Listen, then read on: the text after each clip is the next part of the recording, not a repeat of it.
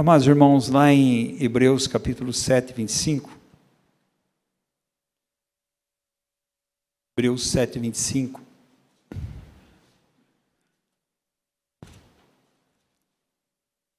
Diz assim, por isso, você tem que ler todo o contexto, mas o contexto vai falar sobre Melquisedeque, vai falar sobre o sumo sacerdócio de Jesus Cristo, que agora ele é o grande sumo sacerdote.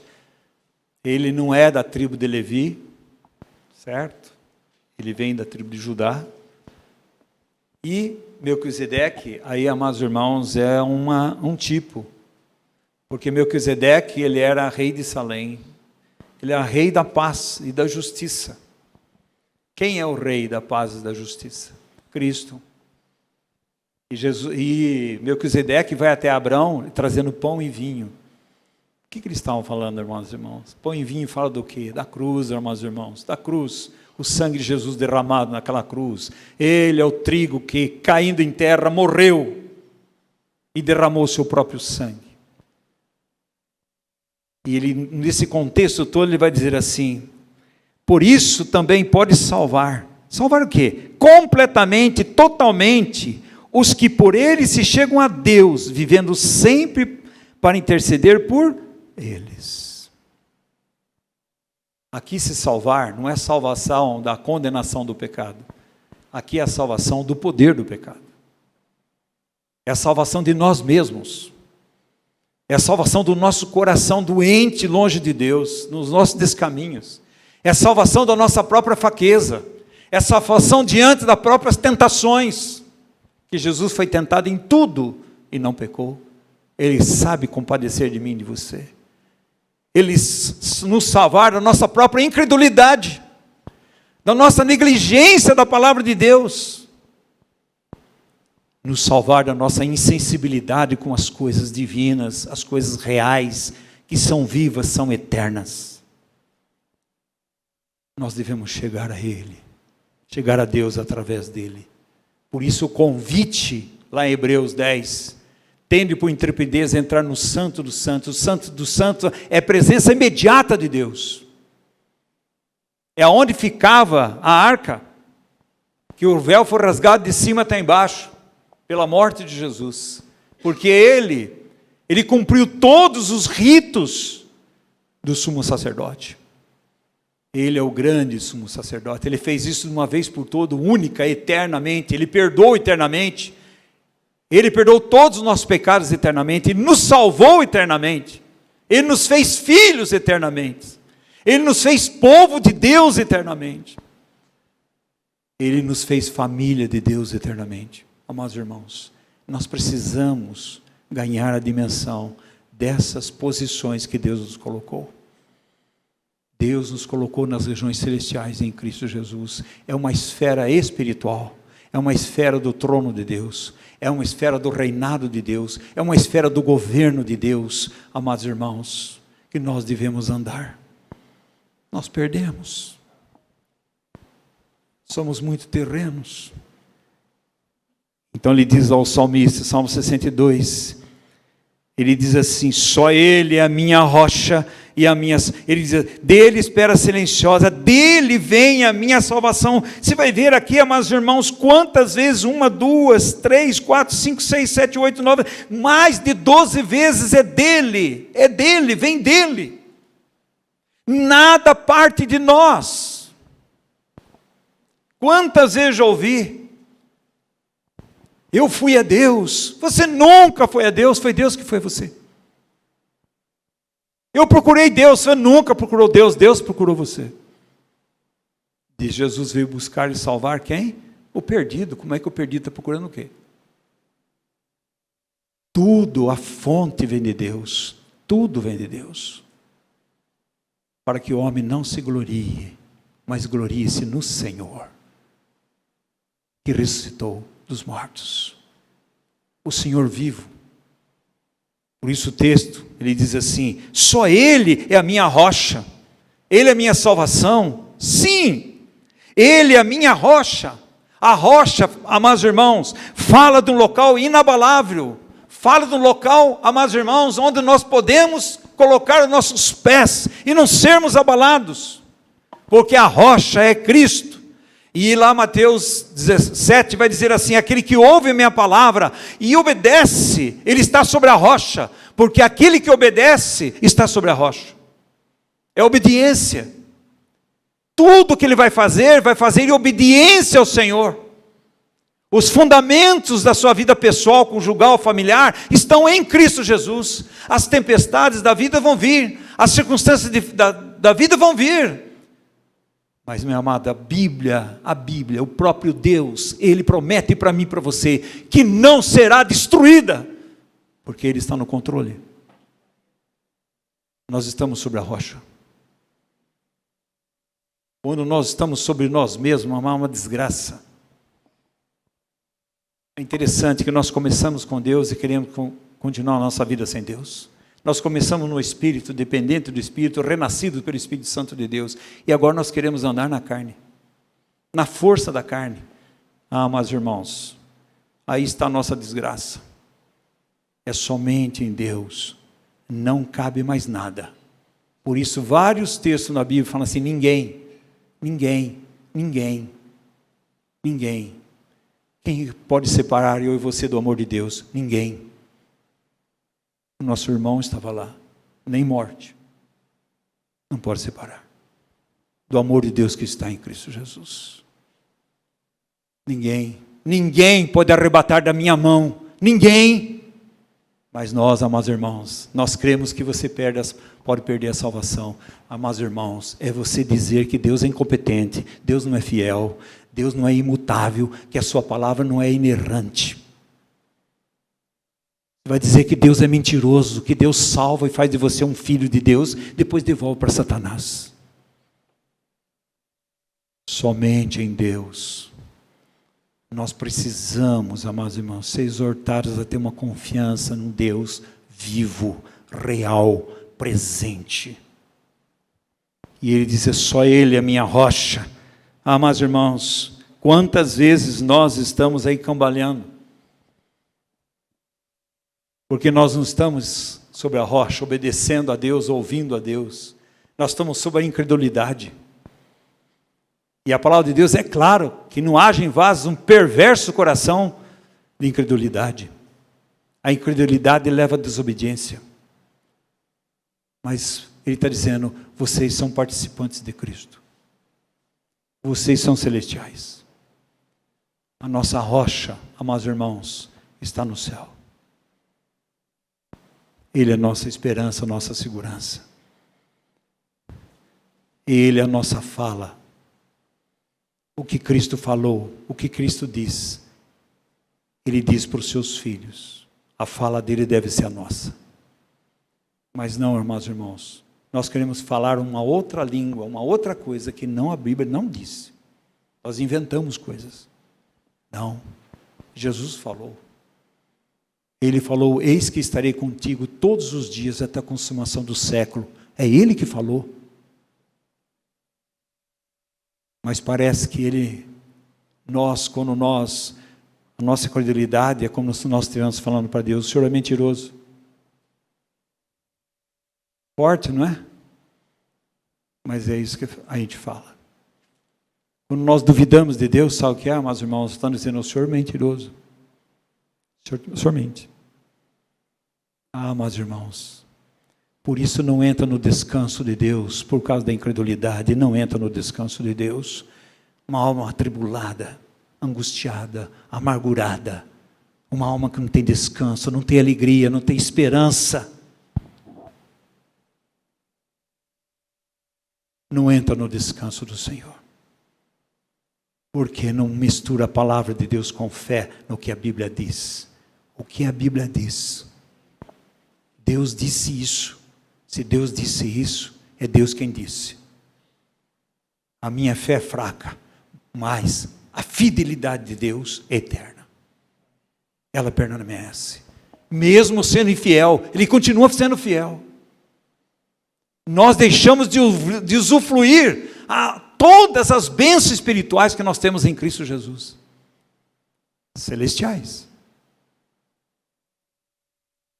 E uma das grandes bênçãos, sabe o que é, amados irmãos? É paz de Deus em nossos corações. Paz com Deus já temos. Ele nos reconciliou. Fomos justificados, temos paz com Deus. Reconciliou com o Pai. Mas a paz de Deus excede todo entendimento. Quem que é a paz de Deus? O seu Filho. Precisamos conhecer o seu Filho. Amados irmãos, são colocações que ele faz aqui para que eu e você nós tenhamos confiança num Deus vivo. Um Deus vivo. Só Ele é a minha rocha, não tem outra, não tem concorrência, Senhor. Eu confio no Senhor, mas confio na política, confio no Senhor, confio no governo, confio no Senhor, confio no meu banco, quanto tem lá no banco, confio no Senhor, mas confio na doutrina que eu conheço tudo. Eu confio no Senhor, mas eu confio em alguma outra coisa. Não tem concorrência, só Ele é a minha rocha. Quando o nosso coração é dividido, amados irmãos, entra toda a angústia da nossa alma. Um coração dividido. Não, irmãos. Mateus 6 diz assim: você ajunta esse tesouro no céu, não tesouro terreno. Coração dividido. Onde está teu tesouro, está teu coração. Se o seu tesouro está no céu, seu coração está lá. Mas se o seu tesouro estiver na terra, seu coração está ali. E a terreno não dá segurança para ninguém. É pior do que areia. É uma casa sem fundamento. Olha, irmãos, o mesmo texto, Mateus 7, ele fala sempre de dois. Ele vai dizer assim, olha, você tem dois tipos de olhos, uns olhos bons e olhos ruins. Os olhos bons são aqueles olhos que olham para uma coisa só. Todo o seu corpo será iluminado. Por quê? Jesus diz, eu sou a luz do mundo, quem crê em mim não andará em trevas, terá a luz da vida. Para onde que nós estamos olhando? Qual a luz que nós estamos buscando? Ele continua o texto, você não pode servir a dois senhores, você serve dinheiro ou você serve a Deus. Não pode. Aí ele vai dizer, todo o problema de vocês, que vocês estão preocupados com coisas, vestir, comer, e tudo isso daí, mas onde está o seu coração? Onde está a sua vida? Quem é a sua salvação? Quem é a sua rocha? Quem é a sua segurança? Nós fazemos coisas porque nós não esperamos de Deus. Porque nós achamos que somos melhores que Deus. Nós achamos que os nossos pensamentos são melhores que Deus. Os nossos caminhos são melhores do que Deus. E nós vemos o desastre que acontece em nossa vida pessoal, conjugal, familiar, na assembleia, em nossa vida. Amados irmãos, ele diz assim, só Ele é a minha rocha, só Ele é a minha salvação, só Ele é meu alto refúgio. O alto refúgio fala da proteção. Outro salmista diz assim, Senhor, leva-me para a rocha que é mais alta do que eu. Porque eu sou um pedregulho, mas o Senhor é a rocha. Eu quero estar nessa rocha. Quem é essa rocha? A rocha fendida.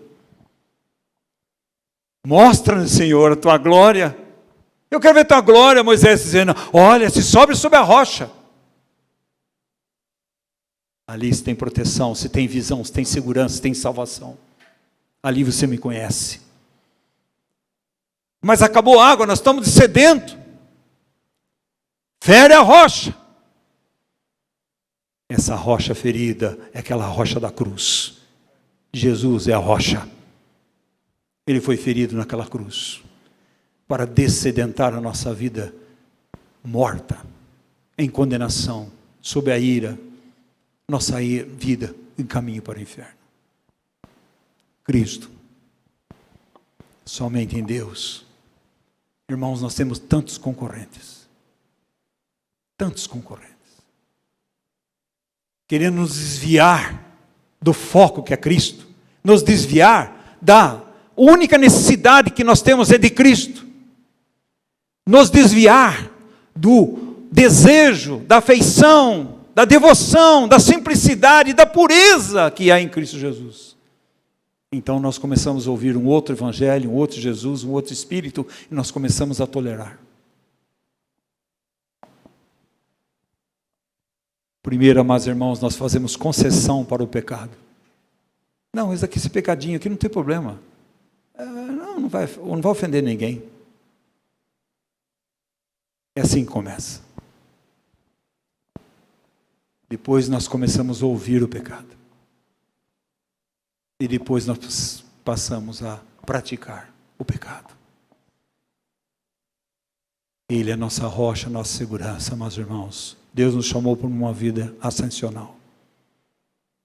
Nossos pés estão na terra, mas o nosso cabeça está no céu. Preste bem atenção. Isso é a igreja. A igreja é formada por todos lavados pelo sangue de Cordeiro. Ele é um corpo único, onde tem uma única cabeça. Você imagina uma pessoa andando na rua com duas cabeças? Você fala, isso aqui é um monstro. É uma normalidade, é uma aberração. Ele fala assim, não serei muito abalado, inquieto. Não serei muito. Você vê esse homem, ele está crescendo. Será abalado, mas não muito. Porque a própria palavra de Deus diz, amados irmãos, 2 Coríntios 4, olha o que ele diz em 2 Coríntios 4. 2 Coríntios 4, ele diz assim, versículo 8: em tudo somos atribulados, porém não angustiados. Presta atenção. Atônitos, perplexos, porém não desesperado ou desanimado. Perseguidos, porém não desamparados, abatidos, pressionados, e como nós somos pressionados dia a dia, para não ficar com Cristo somente, e pôr a nossa esperança só nele, ele ser a nossa rocha, nossa salvação, nossa segurança. Somos pressionados. Ele vai dizer assim, abatidos, pressionados, porém não destruídos, não esmagado. E justo isso ele está dizendo, o salmista está dizendo lá, não serei muito abalado. E ele continua, meus irmãos, prestem atenção. Nós temos obstáculos na nossa caminhada cristã. E um dos grandes obstáculos chama-se falta de paciência. Paciência. É o que mais minha netinha fala para mim. Vô, tenha paciência. Vô, tenha paciência. Ela também não tem. Mas vou ter paciência. E é isso que Deus quer para mim e para você. Paciência. Se Ele é a minha salvação, Ele é a minha rocha, a minha segurança, nós devemos ter paciência. Paciência diante de Deus concorre a nossa impaciência. São obstáculos para que nós conheçamos o Deus vivo. Sejamos pacientes, amados irmãos, e não corramos adiante de Deus. Porque aquilo que a gente faz, sem ter Deus à nossa frente, a direção da sua palavra, a direção do Espírito Santo, aquilo que está dentro da palavra de Deus, e é um dos grandes problemas hoje do mundo evangélico, a palavra de Deus, amados irmãos, nós não queremos. Como é que eu devo tratar minha esposa? Não, assim não. Como é que eu devo tratar meu marido? Assim não. Como é que eu devo cuidar dos meus filhos? Não, assim não. Como é que eu devo educar meus filhos? Não, assim não. Depois nós não sabemos por que o desespero de uma alma. Então nós negamos o que a Bíblia diz. Deus deixou tudo para que eu e você vivêssemos uma vida, sabe o quê? De plena salvação, confiança, proteção da rocha que é Cristo. Mas nós distanciamos. E ele diz assim, amados irmãos, então não corra diante de Deus, não faça isso. Colocar Deus na frente. É como se nós dissemos aí, Tiago, amanhã nós levantaremos, nós faremos isso, vamos comprar isso, fazer isso. Fala, não. Ele vai dizer, não, o que é isso? É se Deus quiser, coloque Deus na frente. Não. Nós pegamos os nossos descaminhos, depois nós vamos dizer aonde que nós erramos, e Deus vai dizer, meu filho, você não me ouviu. Você está tão impaciente que você não está ouvindo a doce voz do meu Espírito falando no seu coração através da palavra.